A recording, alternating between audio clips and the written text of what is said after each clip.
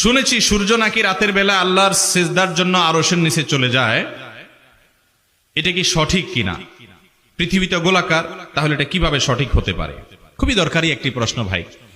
এটি ইমাম বুখারী রাহিমাহুল্লাহ সহ বিভিন্ন মুহাদ্দিসিনে কেরাম থেকে বিশুদ্ধভাবে বর্ণিত। তারা বিশুদ্ধভাবে বর্ণনা করেছেন যে নবী করিম সাল্লাল্লাহু আলাইহি সাল্লাম বলেছেন একবার সূর্য ডুবার পর, যে এই সূর্য ডুবার পর সে আল্লাহ রাব্বুল আলামিনের আরশের নিচে গিয়ে সিজদা করে।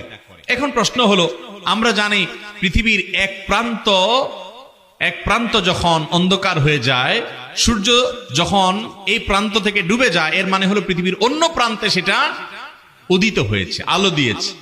তো পৃথিবী থেকে এই সূর্য এক মুহূর্তের জন্য পৃথিবীর চারপাশ থেকে সরে গিয়ে আরেক জায়গায় চলে যায় না।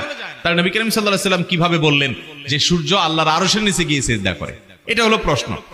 এই প্রশ্নের উত্তরে মুহাদ্দিসগণ, হাদিস বিশারদ উলামায়ে কেরাম বিশদ আলোচনা করেছেন।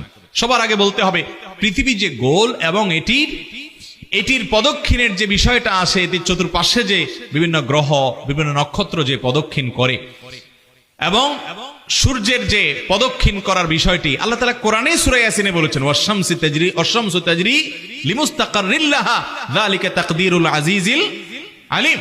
আল্লাহ রাব্বুল আলামিন স্পষ্টভাবে জানিয়েছেন যে এই সূর্য প্রদক্ষিণ করে। অতএব এই সূর্য যে চতুর্পাশে ঘুরে বিভিন্ন নক্ষত্র গ্রহ যে মহাশূন্যে ঘুরতে থাকে, কোরআন তার বিবরণ দিয়েছে এবং মুসলিম বিশ্বের মনীষীগণ বহু আগে থেকে এটি স্বীকার করে আসছে। অতএব নবী করিম সাল্লাল্লাহু আলাইহি ওয়াসাল্লামের এই হাদিসকে কেউ আক্ষরিক অর্থে যদি বুঝতে চায়, তাহলে সে বিভ্রান্তিতে পড়বে।